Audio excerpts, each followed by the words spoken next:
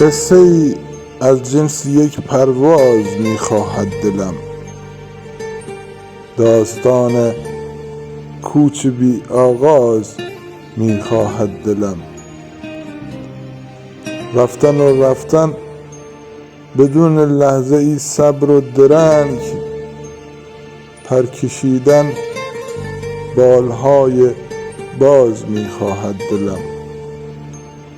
تا به کی مردن در این مرداب و ماندن در زمین، آسمانی آبی و دلباز میخواهد دلم.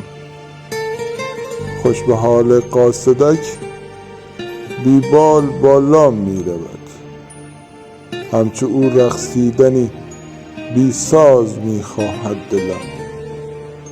زندگی در حاله ابهام بود و فاش شد، مرگ را در پرده یک راز میخواهد دلم.